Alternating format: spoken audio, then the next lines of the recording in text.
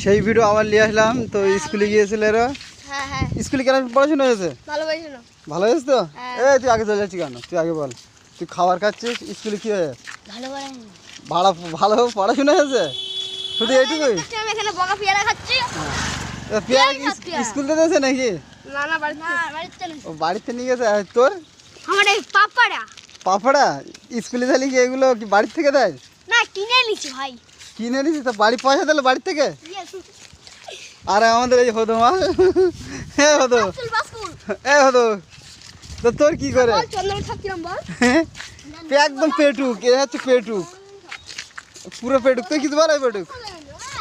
একটু like subscriber একটু বলে দাও পেটুক একটু বললে তুই তুই না বললি কেউ দেখবে না তুই বল বল আগে বল কি